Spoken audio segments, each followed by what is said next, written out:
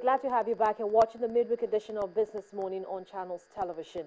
Now, leveraging on social innovation to deepen economic growth is expected to stimulate inclusive national development to build citizen confidence. But how much understanding of this is in the public space?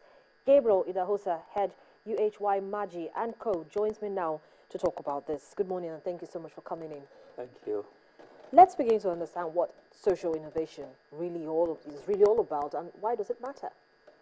Well, there's a lot of activities that you can describe as social innovation, from what is very well known, the social media space where a lot of new things are happening, then from creativity among people about how you can interact to ensure that people get to meet one another either physically or through some other medium, whether it is the internet or telephones.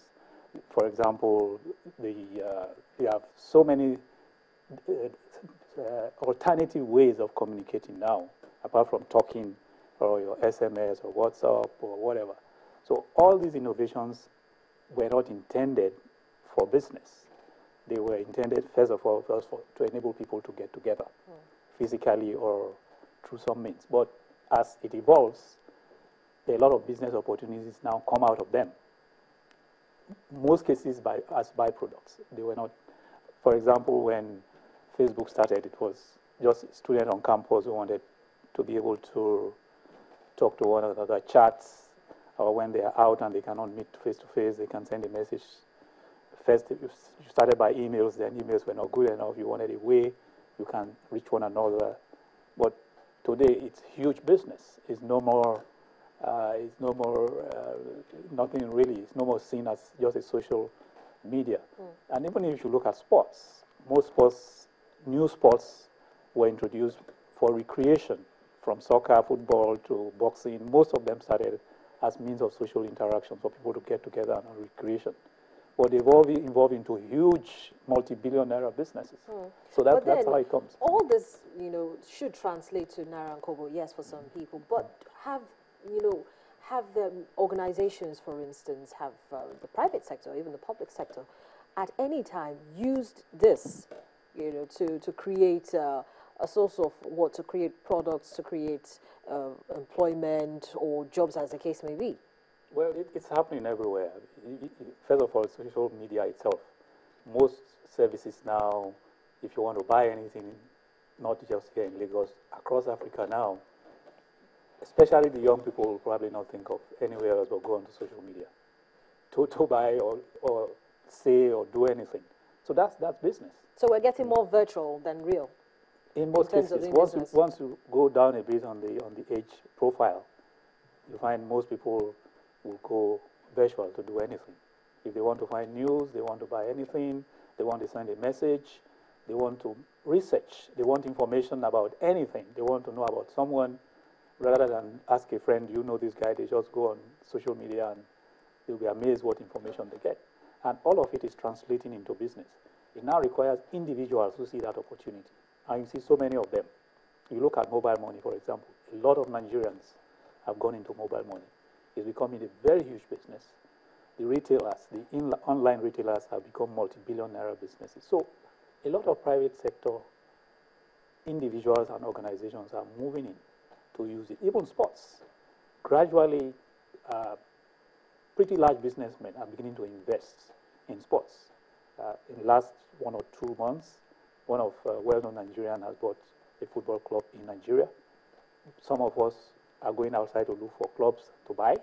So you can see a lot of money gradually moving into what will be social activity, whether it's online media or sports. But then we're not seeing so much of that encouraging SME hubs, for instance, which, where lots of them have come up in the last, couple of years, but they're not getting so much encouragement in terms of, you have the products online, you have the various means that they can use to advertise, but then no business. Well, that's because it's not popping up in large numbers. But if you interact with a lot of young people who are doing SMEs, who are doing business, there are significant numbers of young people who have decided not to seek jobs. who are doing their businesses from home, even from just hubs, any Wi-Fi hubs. They go there in the morning, they go online, they sell their products, they make some money, and they are growing their businesses. But you don't see them become big businesses until they become Facebook or Jumia or Konga or so on. It takes a while for these SMEs in that space to become visible. Because in most cases, you can really operate without much visibility. You don't need a shop on the high street. You don't even need to advertise in the newspapers. You just need internet access. You are making your money, and you don't need to go and announce on TV that I've made so much money. So there's a lot of that happening very significantly if you interact with SMEs. Yeah, but then the barriers are so many. Could you just talk us through some of them? Because these barriers arise, and sometimes they feel it's something that they've not done, maybe with regards getting some kind of approvals from certain agencies or regulators to to do their businesses. So talk to us about specific barriers that may arise in implementing social innovation. I engage a lot with young business people. We are involved in some mentoring in some organizations I belong. The most important barrier is the mindset. That is the biggest barrier. If you start from the thinking that if I try to start this business, I'm going to meet 1, 2, 10, 50 barriers, then you don't start. So the biggest barrier that we find trying to interact with young business people is the mindset. Then when they start, they find that a lot of these barriers are not as high as they think they are. If it's whether approval, if you want to get a regulatory approval, take a very popular situation, NAFDAC. Once you hear NAFDAC, you think it's an extremely difficult thing to do. But a lot of Nigerians have gone into soap making, into cosmetics and things like that. When they start the process, they find that it is not as difficult as they have been told.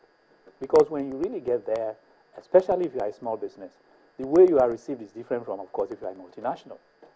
The fact that you are a small business means you approach a lot of regulatory agencies. They already recognize that you, and they say, okay, for you, these are the things we can do. We can reduce the charges. We can waive certain things. You can go start selling your products.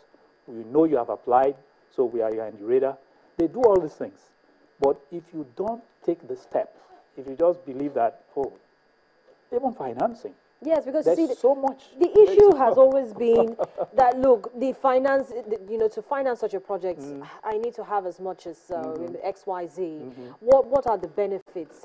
What benefits am I going to? Okay, yes, at the end of the day, I'm going to have, if I tough it out long enough, I might have 10 to 15 customers. But will that be able to, take care of the expenses that I pay using internet, using internet data or internet bundles and the rest of it, or whatever it is that I have to pay for? Light, yes, because you also have to buy fuel to power your generator to use your computers and laptops. Yes, at the beginning, you would look at all those problems and you say, don't start. But a lot of those who have started have found ways around it. Some of the biggest businesses in the world are well known to have started from their parents' garages or sitting rooms. Any Nigerian is living somewhere. He's living in someone's house, his uncle, his father, his parents, a ward or something. That is where you start from. You want to start a new business. You are not thinking of going to rent a space on Allen Avenue or anything like that. You start from where you are. Internet access. Now you have to buy a bundle. I used to tell people that you don't have to buy a bundle. With 100 naira, you can get access for 2 hours and do what? You don't need access for the whole day if you are starting a new business. So it's always an issue of mindset. People are looking at the high end of anything. I need money to start my business. First of all, information. There are hundreds and hundreds of agencies, NGOs, the Bank of Industry, that finance small business. But most small business people do not invest in the first thing, which is information. How many agencies in Nigeria fund small businesses? You'll be amazed that just looking for that information will open your eyes to how much there is. But a lot of people just hear that, if I go to the big banks, of course, you don't want to walk into a big bank. You have no bank account, you have no collateral, you have no profile, you are not known. That's not where to go to. The first thing is invest in information. And we live in an information age. Just go and find out how many agencies fund small businesses. We did that exercise recently, and it's amazing how many there are across the country. There are individuals, there are small NGOs, there are big NGOs, there are religious organizations, faith-based organizations, as we generally would call them.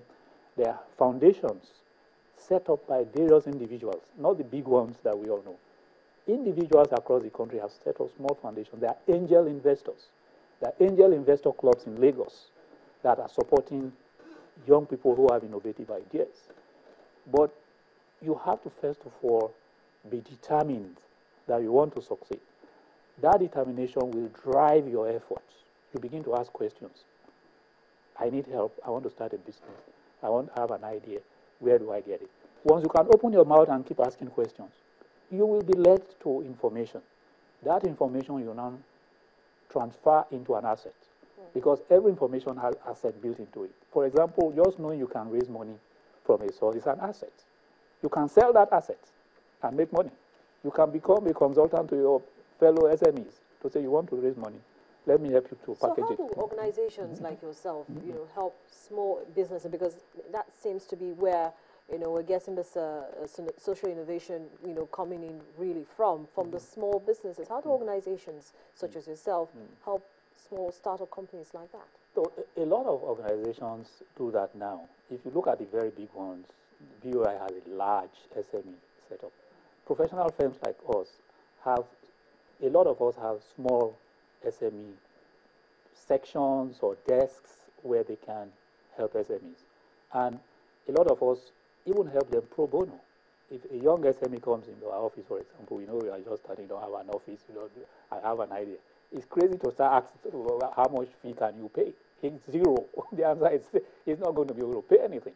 But if you groom that person, the business succeeds, and it becomes big. Obviously, it's not going to go anywhere else. It's going to stay with you.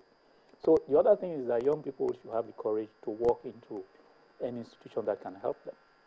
If you want to start a business, you know a lawyer around the corner, go there and say, how do I start a business? You know an accounting firm. Just walk in. A lot of young people are just afraid to do that. They believe if you walk in there first, you will not get a reception. They'll say, what are you looking for? Are you looking for a job? If you can just say, no, I'm not looking for a job. I have a business. I want ideas. You'll be amazed at the kind of reception you will get. Because in any case, most professional institutions are looking for young people who are ready to start business, rather than young people who are looking for employment. Because the young people who are ready to start businesses are few compared to those who are looking for jobs. So most institutions are looking for those young people. Out of every 10 graduates that come out of universities, you are lucky to find one who wants to start a business. The other 9 are writing applications, going online, searching for jobs. But there are people like that. And our universities are beginning to produce more, especially some of the private universities.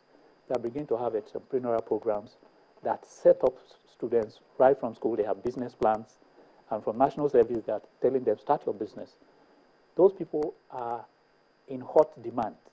A lot of institutions, the NGOs, the banks, professional firms like us are looking for such people because they are the future Dangotes that will come out down the road when they start early.